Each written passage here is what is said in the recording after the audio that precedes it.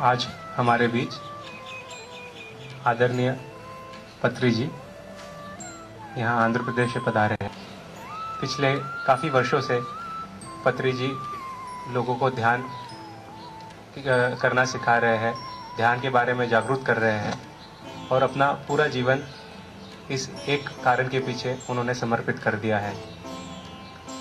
आज आंध्र प्रदेश में पत्री जी के लाखों समर्थक है जो, और हर घर में लगभग ध्यान की प्रणाली चलती है जो पत्री जी ने सिखाई है।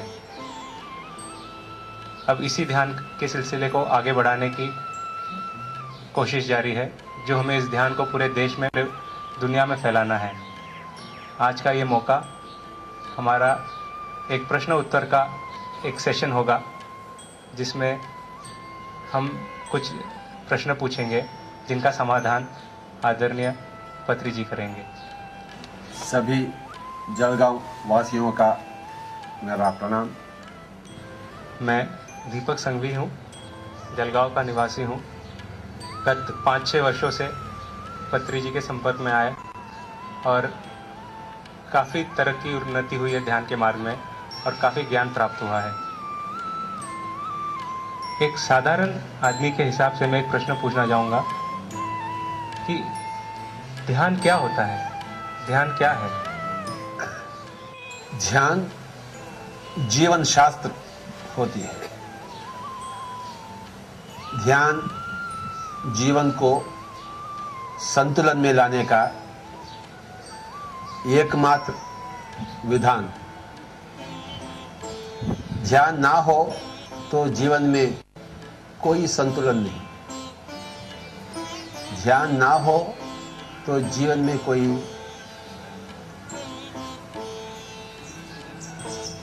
पहचान नहीं हो सकती। आप उसे समझ नहीं पा सकते। जीवन को समझे तो जी सकते हैं ठीक तरह। तो ध्यान शास्त्र है जीवन शास्त्र। हर स्त्री, पुरुष, बच्चा, बच्ची, सभी लोगों को चाहिए ध्यान शास्त्र, ताकि वे अपने आप को समझ लें, अपने जीवन को समझ लें, फिर शांति से जी सकते हैं, सच्चाई से जी सकते हैं। तो ये ध्यान कैसे किया जाता है? कुछ इसके बारे में, क्या फायदे हैं, कैसे किया जाता है? लोग समझते हैं कि ये जो ध्यान है ये बहुत गंभीर बात है, गंभीर विषय है। ऐसा तो बिल्कुल नहीं। लोग समझते हैं ये ध्यान बुढ़ापे में करना, ये संसार छोड़ के संन्यास लेकर करना, या हिमालय भागना, ऐसे सारे बातें हैं जो बिल्कुल सच नहीं। और थोड़े लोग समझते हैं कि ये ध्यान बहुत कठिन है, मन को नियंत्रण में लाना ये तो आम आदमी का बस की बात है। ऐसा बिल्कुल नहीं। ध्यान जैसा हम क्रिकेट सीखते हैं, फुटबॉल सीखते हैं या संगीत सीखते हैं, खेल कूद, गाना, नाच, बिल्कुल उसी तरह ध्यान एक शास्त्र है। सभी लोग सीखना ही चाहिए और उसका फायदा, सारे फायदे लेना ही चाहिए। पहली बात है कि ध्यान एक विशेष विद्या नहीं है, एक सामान्य विद्या है। विशेष आदमियों के लिए नहीं है, जनता के लिए। और ध्यान का अर्थ है अपने मन को ठंडा रखना, पहला ठंडा करना, फिर बाद में हमेशा के लिए ठंडा रखना। ठंडे दिमाग से आप सब कुछ जान सकते हैं। तो ये मन को ठंडा करना और ठंडा रखना हमेशा के लिए, इसी का नाम ध्यान है। और कैसे किया जाता है? बस सीधी सी बात, अपना जो सांस है, सांस के साथ रहना तो मन बिल्कुल ठंडा हो जाएगी चंद मिनटों में। कोई मंत्र नहीं है, अपने मन में कोई गुरु का या कोई मूर्ति का कोई रूप नहीं रखना चाहिए, केवल सांस। और सांस को भी हम गंभीर प्राणायाम क्रियाएं नहीं करना, अर्थात अब देख लीजिए,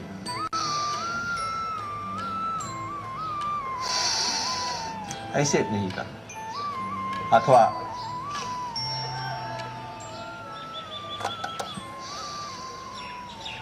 ऐसे, बस ऐसे बैठे हैं, बस आंखें बंद कर चुके हैं, बस अपने सांस के साथ रहना। मन तो भटकता है इधर उधर, कभी भविष्य, कभी अतीत में चले गया, कभी बाहर, परंतु उसे लाकर अपने ही सांस के साथ उसे जोड़ना। चंद मिनटों में आप अपने मन को बिल्कुल सुना पाएंगे, शांत पाएंगे, तो बहुत ऊर्जा मिल जाएगी। जितना मन आपका खाली आप पाते हैं, उतना ही ऊर्जा पाते हैं। थोड़े समय के बाद फिर सोच विचार आते हैं, तो फिर सांस के साथ, फिर सोच विचार आते हैं, तो फिर सांस के साथ। धीरे धीरे जैसे आप क्रिकेट सीख लेते हैं, तेंदुलकर भी बन जाएंगे, तो पतंजलि भी बन जाएंगे, कृष्ण भी बन जाएंगे। ये तो अभ्यास की बात है। बस विधान है अति सरल, बिल्कुल आसान। बस कुर्सी में बैठे, ऐसे ही बैठे, हाथ दोनों एक कर ले और आंखें बंद कर ले और अपने सांस के साथ एक ही एक ध्यान विधान, नाम है श्वासानुसंधान। एक ही एक ध्यान विधान, नाम है श्वासानुसंधान। तो हम ये जब ध्यान के लिए बैठते हैं या हम ध्यान कर रहे हैं, तो हम कैसे समझे कि हमारा ध्यान सही हो रहा है, गलत हो रहा है? हमें क्या क्या चीज़ एक्सपीरियंस आने चाहिए? मन में शांति आ जाती है तो समझ लेना कि आप ध्यान सही ढंग से करे हैं। मन में शांति आप तो समझ सकते हैं, और खूब शांति आ जाएगी। यूं तो मन अति चंचल है, सारे दुनिया का फिक्र अपने मन में होते हैं, 1.5 लाख सोच विचार होते हैं। जब आप अपने सांस के साथ रहते हैं, ये जो 1.5 लाख सोच विचार हैं, 5-6 हो जाते हैं, 1 हो जाती है, फिर 0। फिर जो बोझ है, आप ऐसा हल्कापन महसूस करते हैं। अब 4-5 लाख सोच विचारे तो कितना बोझ है मन के ऊपर, तो बोझ हल्का हो जाएगा, तो हल्कापन महसूस करेंगे आप अपने शरीर में, एक हल्कापन महसूस करेंगे। और भी अनेक अनुभूतियां हैं। अपने इस सिर के भाग में बहुत वजन सा एक पत्थर के माफिक आप महसूस करते हैं, अथवा आप अनेक रंग देखते हैं यहाँ, और अक्सर पीठ में बहुत पीड़ा महसूस करते हैं। जैसा आप महसूस करेंगे कि मैं एक विश्व के समान हो गया, यानी एक्सपेंशन। या कभी कभी अपने आप को छोटे महसूस करेंगे। ये सब ध्यान की अनुभूतियां हैं। तो तरह तरह की अनुभूतियां होते हैं, तो थोड़ा बहुत अभ्यास चाहिए।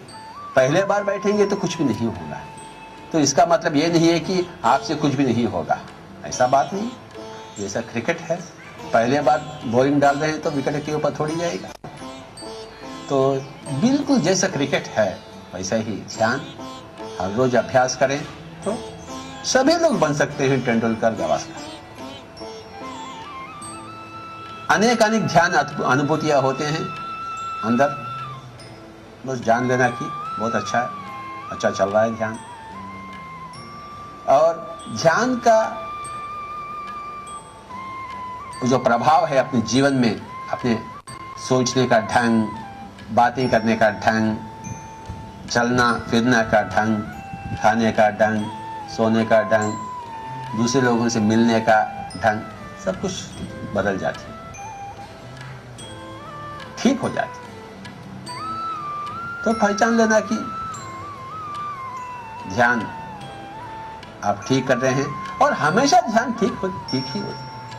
ऐसा नहीं है कि ध्यान से आप कुछ गलत रास्ता में जाए हैं या गलत अनुभव आए हैं या वो असफल हो, ऐसा बिल्कुल।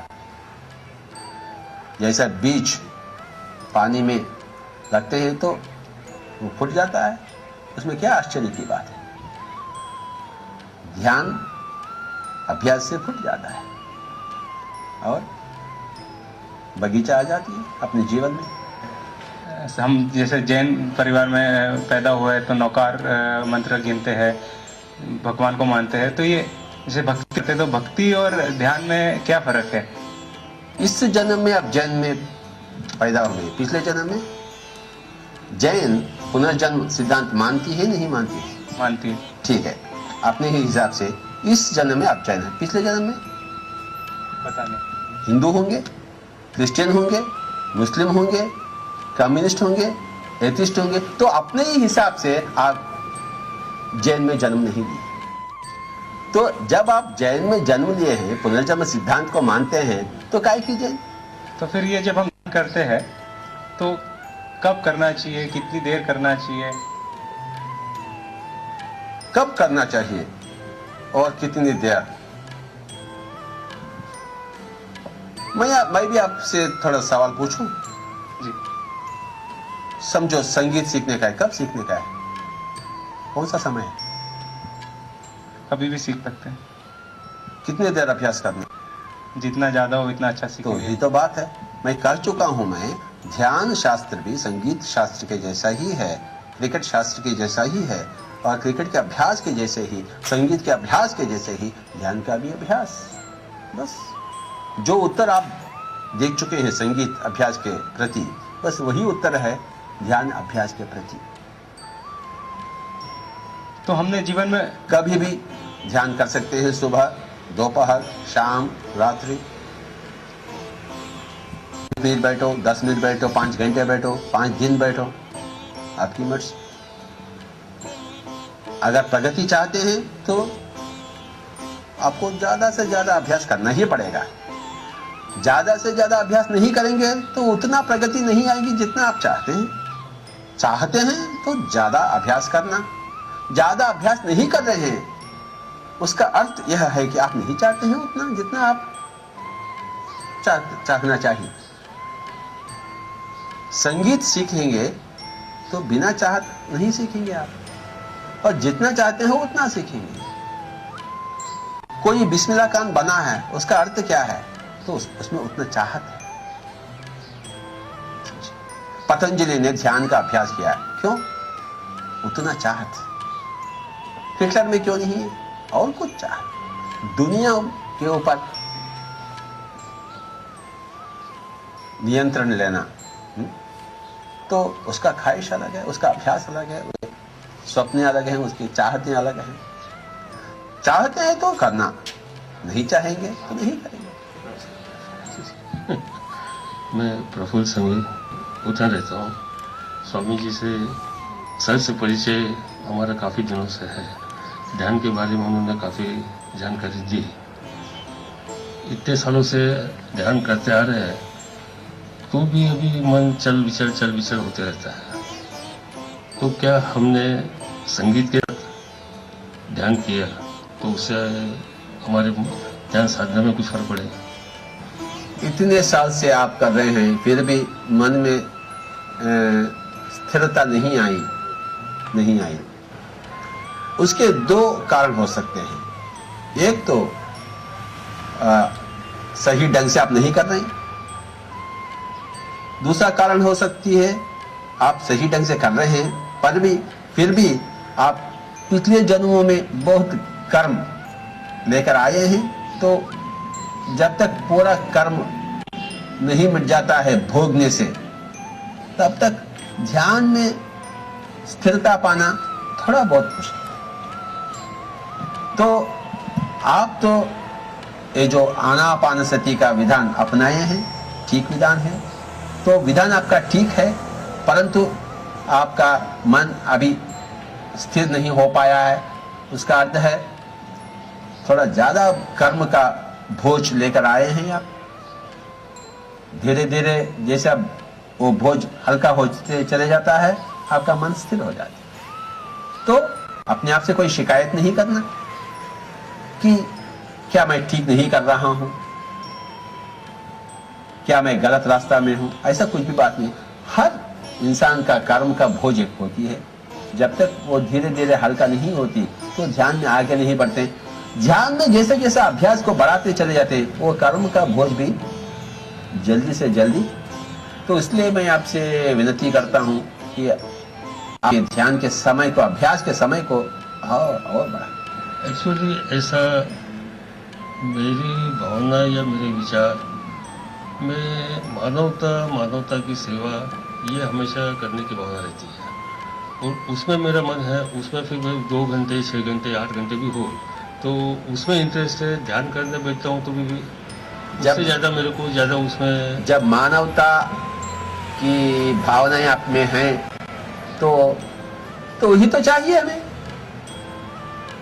मानवता के भावनाएं, मानवता की सेवता, माधव सेवा जो कर रहे हैं, बस उससे ज्यादा क्या चाहिए आपको? उसमें इंटरेस्ट है मेरे को, वो मैं करता हूँ। बस क्या चाहिए फिर?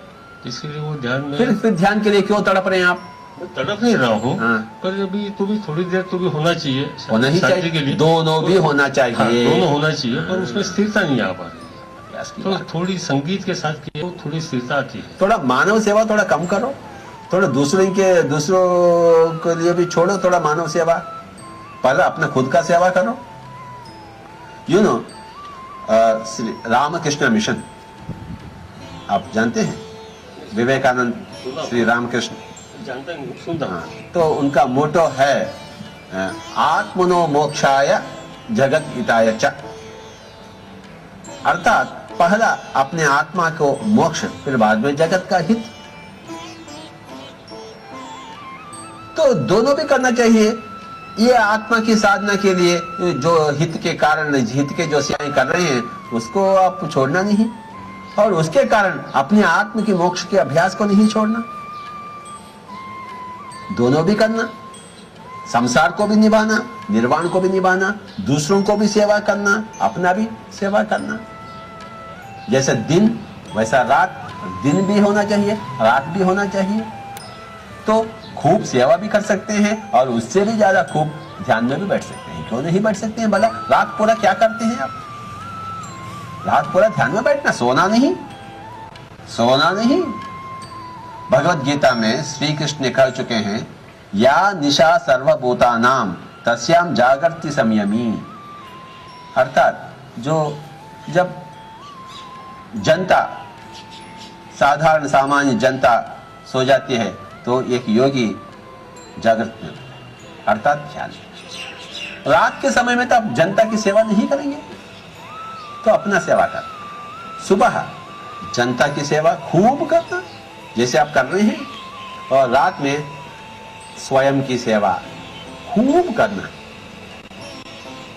यही आपके लिए समाधान है। जैसे हम उचान में रहते हैं, एक छोटा सा गांव है, वो वहाँ पे सब अशिक्षित लोग हैं। अब उनके लिए जैसे आपके जैसे कोई सत्संग करने के लिए बुलाए, तो उसमें आपकी क्या राय?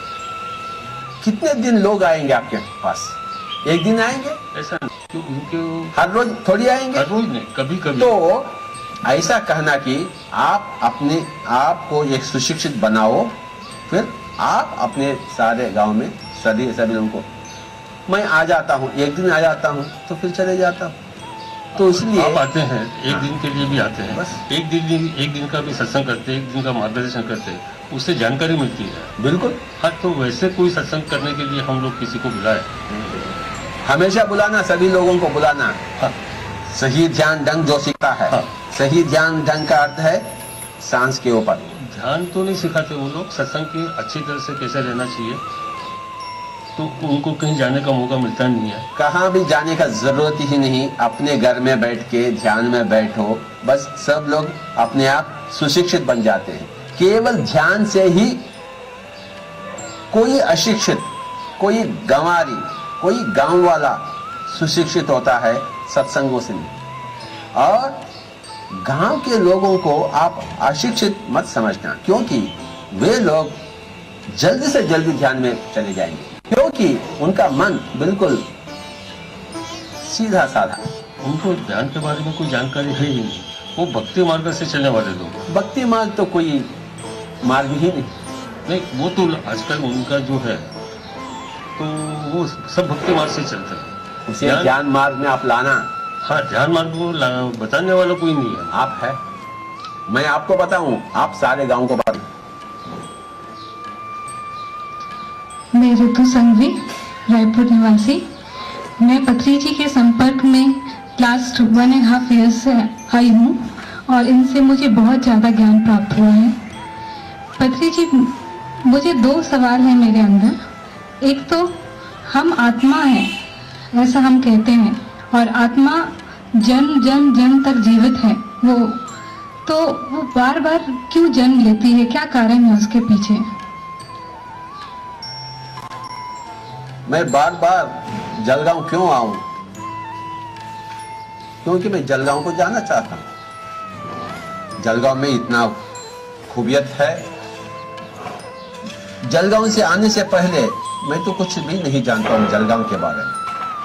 और जलगांव है, मुंबई है, दिल्ली है, ऑस्ट्रेलिया है। तो आत्मा हर दुनिया में जाना चाहती है, देखना चाहती है, तो अनुभव लेना चाहती है। तो बार बार जन्म लेके ही जब तक मैं हैदराबाद छोड़ के जलगांव नहीं आऊं तो मैं जलगांव को कैसे जानूं? जलगांव को जानना ठीक है नहीं ठीक है? ठीक है, जानना चाहिए। तो एक बार आने से जब सब कुछ पहचानता हूं नहीं, तो मुझे बार बार आना ही पड़ेगा। तो बिल्कुल उसी तरह आत्मा भी अनेक अनेक लोग, अनेक अनेक परिस्थितियां। मानव के जन्म में एक परिस्थिति, एक बिल्ली की जन्म और एक परिस्थिति, एक पक्षी के जन्म में और एक परिस्थिति, एक फूल ये और एक परिस्थिति।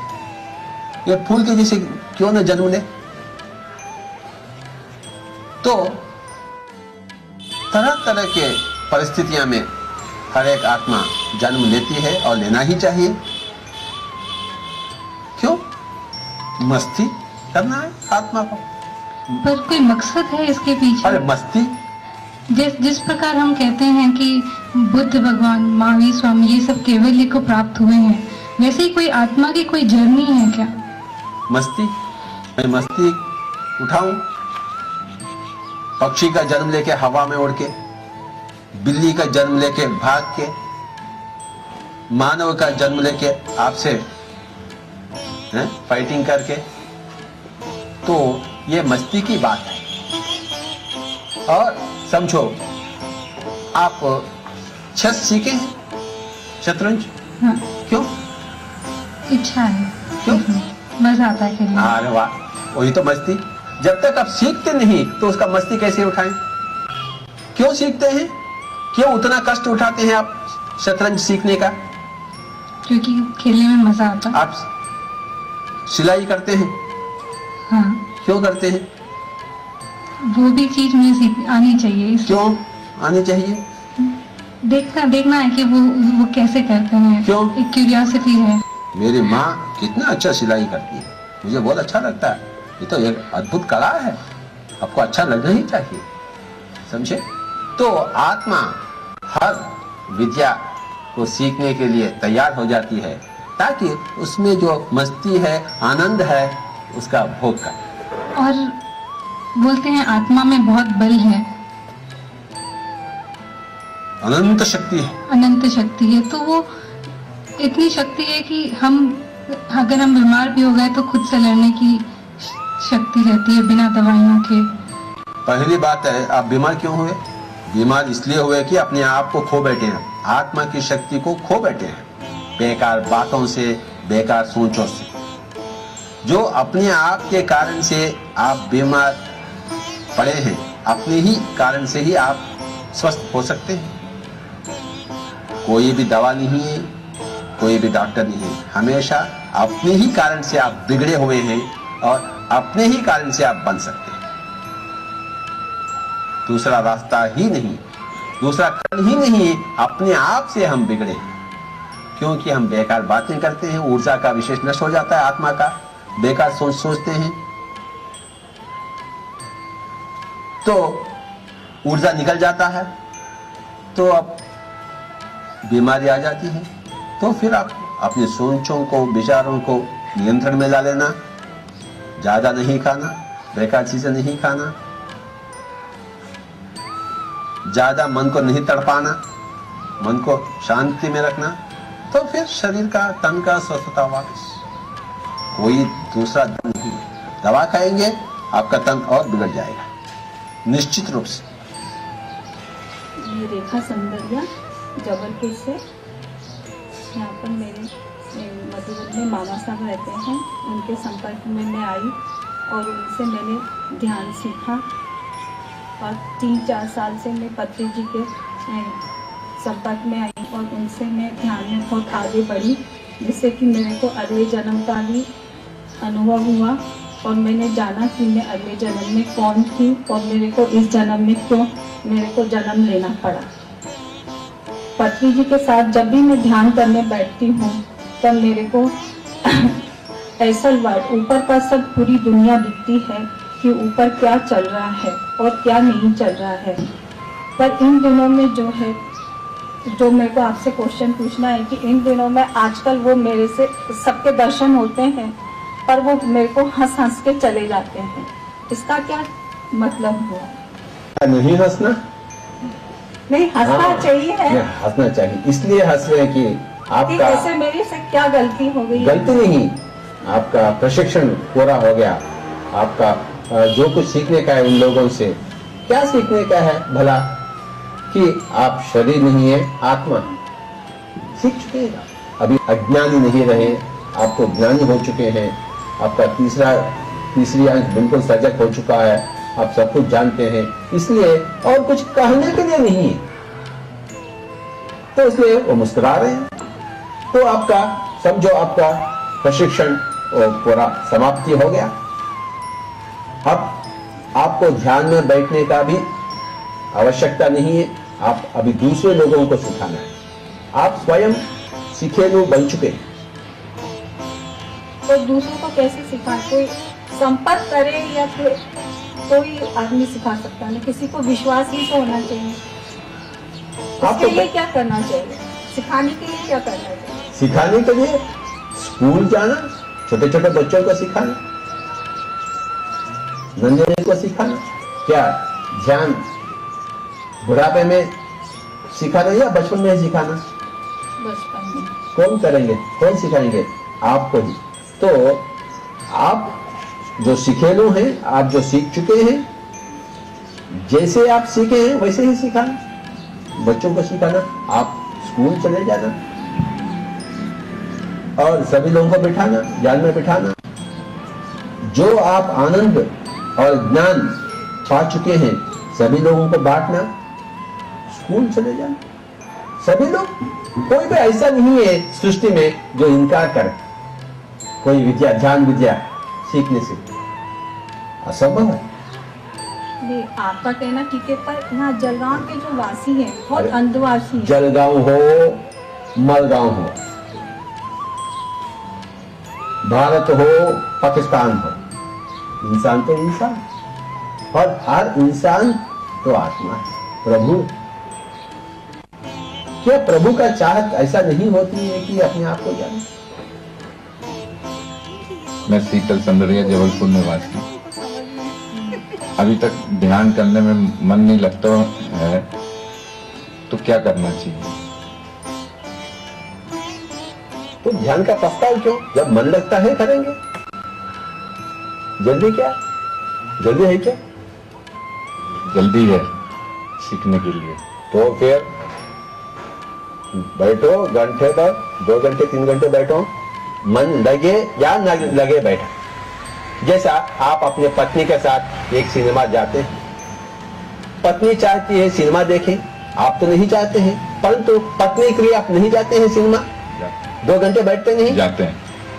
आप तो नहीं चाहते, परंतु पत्नी चाहती है, तो उनके लिए कुछ नहीं करेंगे आप? बिल्कुल उसी तरह आपका मन नहीं चाह रहा है, फिर भी आपको बैठना ही पड़ेगा, क्योंकि आपको बैठना चाहिए। मन चाहे या ना चाहे, क्योंकि ध्यान को करना ही है, उसमें ही आपका भला है, तो बैठना ही चाहिए, मन चाहे या ना चाहे।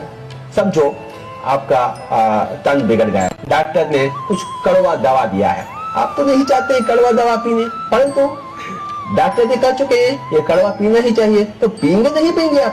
पिएंगे। मन तो कहते हैं ना पियो, परंतु पीते नहीं पीते। पीते हैं। आपके छोटे छोटे नन्हे बच्चे हैं, स्कूल को भेजते हैं, वो तो स्कूल को जाना नहीं चाहते, फिर भी आप उसको भगा रहे नहीं, वो भाग रही नहीं, भागना ही पड़ेगा। बिल्कुल उसी तरह अपने मन को मनाना सीखो आप। मन तो हमेशा बुद्धि के खिलाफ, बुद्धि हमेशा मन के खिलाफ। अगर मन समझो दक्षिण ध्रुव है, बुद्धि तो उत्तर ध्रुव। मन चाहते इतना जिलेबी खा ले, परंतु खाने का है क्या? नहीं खाना, थोड़ा बहुत खाना। तो अब देख लीजिए, मन के ये तो मानव को जो बिगाड़ा है यही मन।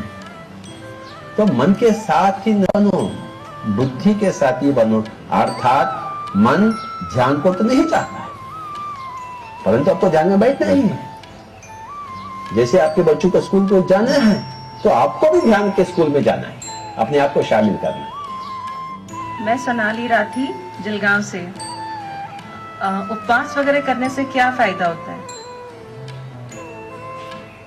उपवास तो बहुत फायदा होते हैं, क्योंकि आप दिन भर ज्यादा खाते हैं या हफ्ते भर ज्यादा खाते हैं, तो हफ्ते में एक दिन तो उपवास होना ही चाहिए।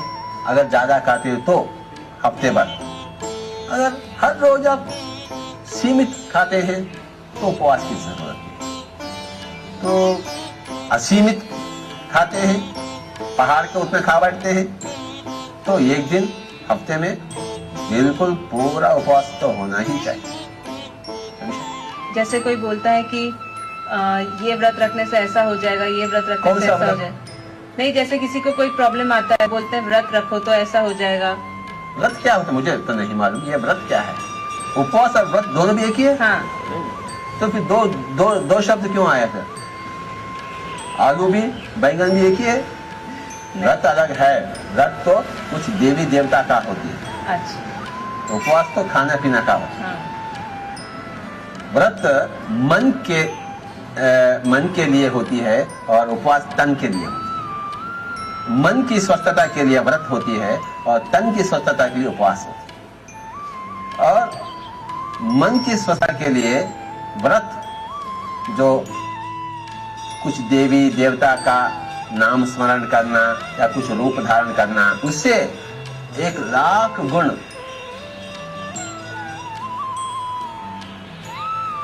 अच्छी बात है कि सांस के साथ रहेगा। सांस का व्रत नहीं, नाम का व्रत नहीं, रूप का व्रत नहीं, किसी फूल चढ़ाने का व्रत नहीं, किसी पूजा का व्रत नहीं, आप सांस का व्रत ले, सांस की दीक्षा, तो सभी का कल्याण हो जाएगा। उपवास तो तन के लिए है और सांस मन के लिए।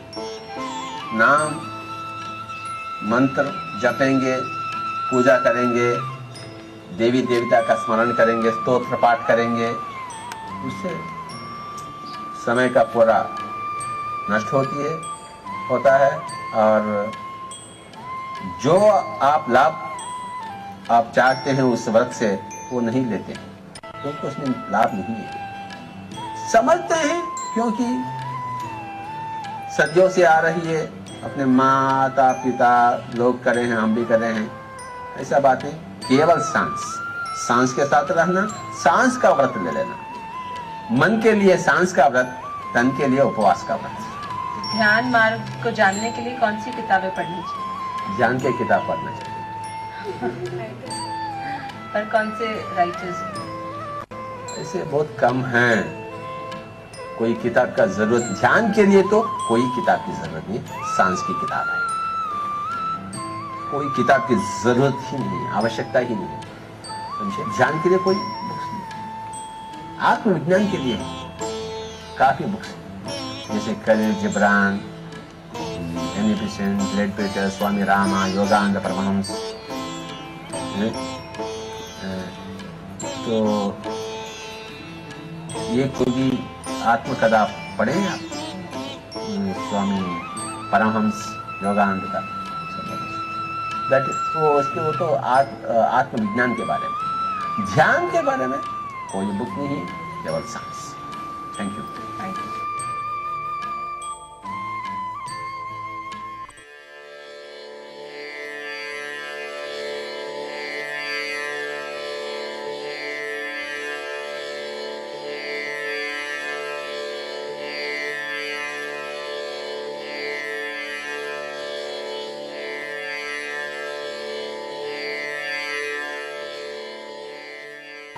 मेरे दोस्तों, आज हम थोड़ा बहुत अपने आप के बारे में जान लेंगे, जानने का कोशिश करेंगे।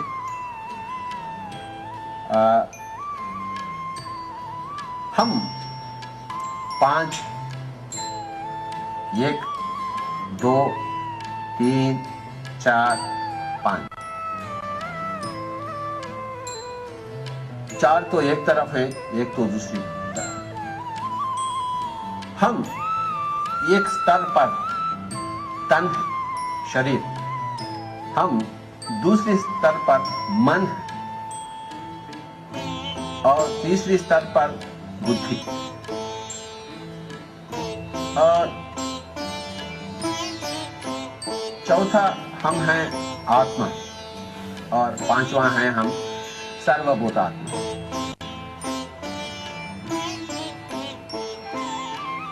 तो तन, मन, बुद्धि, आत्मा, सर्वभूतात्मा, हम 5। मैं ही सब कुछ हूं, ये उंगली।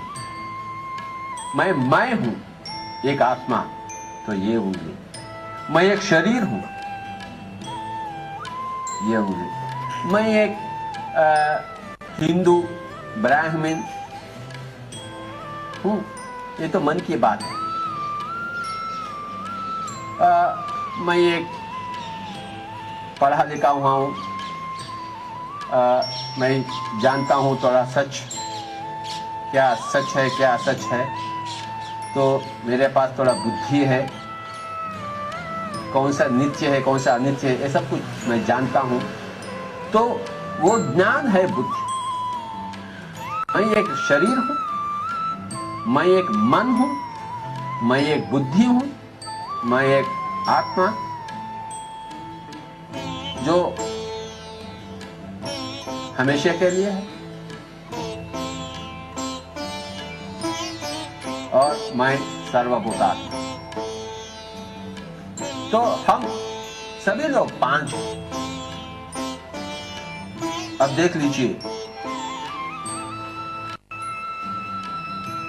जब अपने आप को केवल तन ही समझते हैं, तो आप नन्हे मुन्ने से आत्मा, शैशव आत्मा, अपने आप को एक मन समझते हैं। मैं जैन हूं, मैं हिंदू हूं, मैं मुस्लिम हूं, समझे? तो ये मजहब के बातें आ जाते हैं, तो ये मन के बातें। तो ये थोड़ा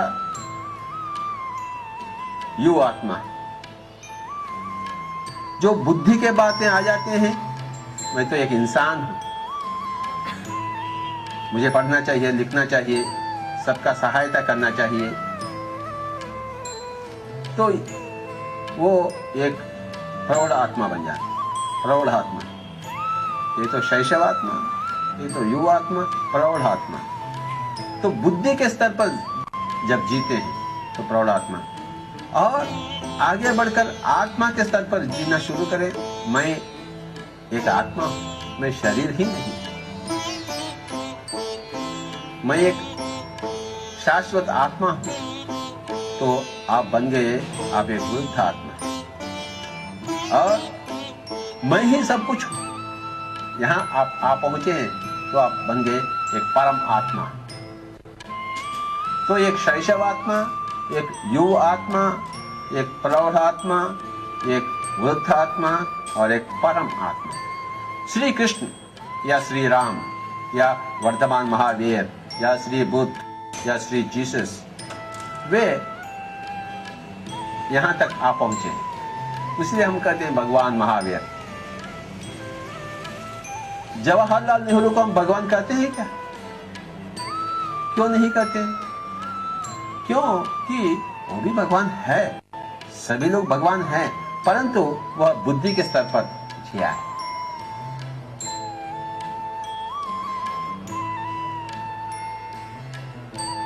गांधी जी ने आत्मा के स्तर पर जी, इसलिए महात्मा, आत्मा का जो लफ्ज दिए हैं। तो यहां जो मदर टेरेसा महान आत्मा कहते हैं, जवाहरलाल नेहरू हम कहते हैं महान आत्मा नहीं कहते, पंडित जवाहरलाल नेहरू, पंडित गोविंद वल्लभ पंत, पंडित वल्लभ भाई देसाई, पंडित कहते हैं, यानी बुद्धि के स्तर पर। हिटलर को पंडित कहते हैं, वो मन के स्तर पर। मैं जर्मन हूं, सभी लोग जर्मन से कम है। मैं ब्राह्मण हूं, मैं जैन हूं, वो पूरा जैन नहीं है, वो मैं तो जैन हूं। तो ये मन के स्तर पर, ये तो मूर्ख आत्मा। वो ये मन के स्तर पर होते हैं वे मूर्ख होते हैं, आत्मा के स्तर पर होते हैं महान होते हैं, और बुद्धि के स्तर पर होते हैं पंडित होते हैं। अपने मूर्खता को खो बैठे हैं तो पंडित बन जाते हैं।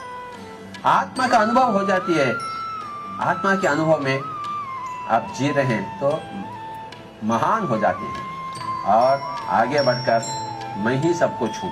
ध्यान के माध्यम से अपनी तीसरी अंग को सजग करके अपने आप को हर जगह जो लोग पा लेते हैं वे परम आत्मा बन जाते हैं, इसलिए परम आत्मा कहते हैं। वर्तमान महावीर को आप महात्मा कहते हैं या परमात्मा कहते हैं? परमात्मा। क्यों?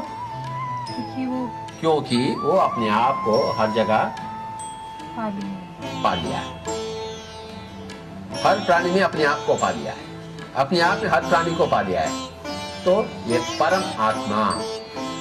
तो अनेक जन्म होते हैं, जैसा एक महान वृक्ष से एक बीज आया है और बीज भी एक महान वृक्ष बनेगा। एक परमात्मा से अनेक आत्माएं आते हैं, तो वे भी जन्म परंपरा में आगे बढ़ते सभी लोग बनेंगे परम आत्मा। तो इन 5 उंगलियों को आप हमेशा अपनी स्मृति में रख लेना कि यह तन है, मन है, बुद्धि, आत्मा और सर्वभूतात्मा।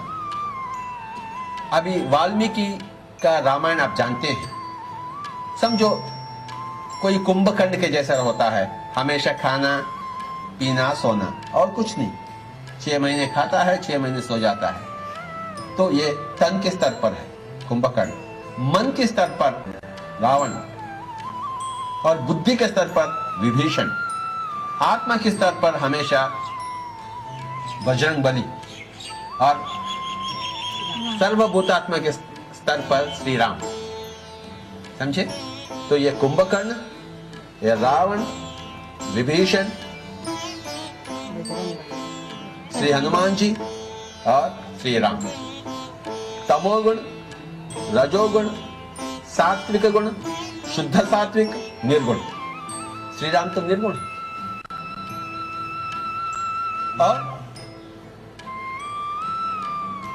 श्री राम तक पहुंचने के लिए आप बनना श्री हनुमान जी, यानी पवन पुत्र बनना, अर्थात अपने सांस के साथ रहना, अर्थात ध्यान, अर्थात अपने आप से रहना, आत्मा के साथ, तो ही सबके साथ बस। तो ये मार्ग का इशारा करते हैं, समझ लेना।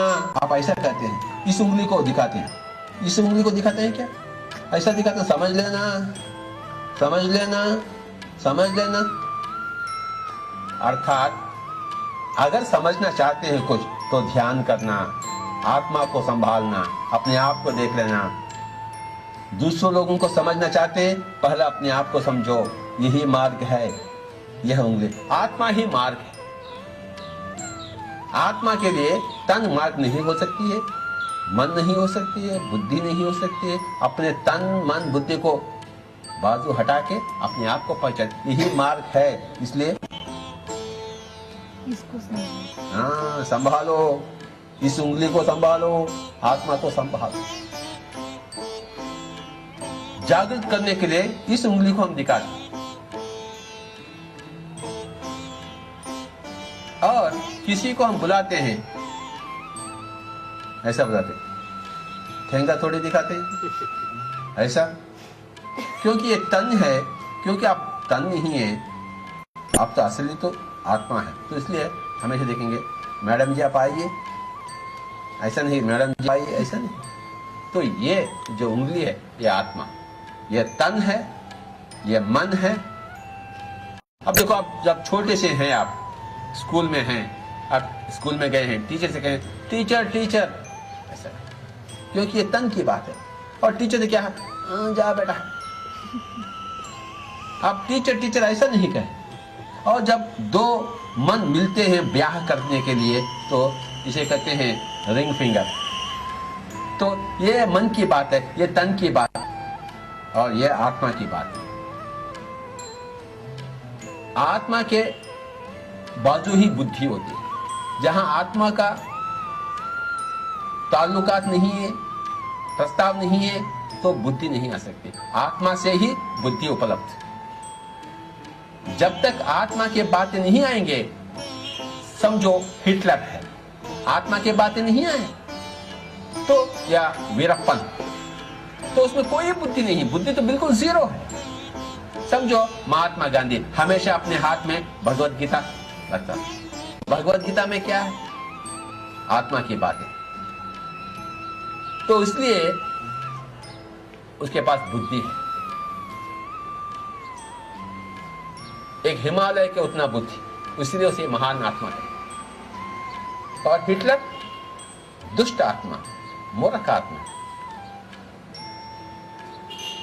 तो गीता को हाथ में पकड़े तो महान आत्मा बन जाएंगे, तो ध्यान का अभ्यास करें तो परमात्मा बन जाएंगे। गीता में आपको आदेश दिया गया है, ध्यान करो, योगी बनो। ध्यान करेंगे, योगी बनेंगे, तो परमात्मा। केवल भगवत गीता को हाथ में रखते हुए, अपने सारे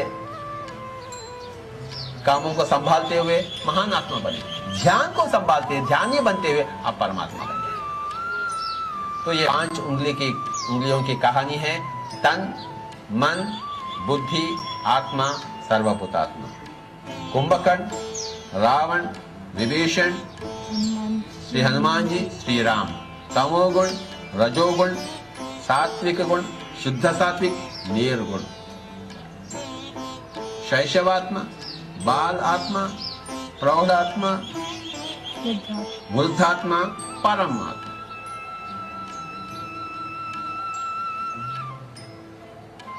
शरीर में हम चाहते हैं स्वतः, मन में चाहते हैं हम शांति, बुद्धि में हम चाहते हैं ज्ञान, और आत्मा के लिए ध्यान, और सर्वभूतात्मा के लिए हम चाहते हैं मित्रता। हर प्राणी से मित्रता, हम चाहते हैं।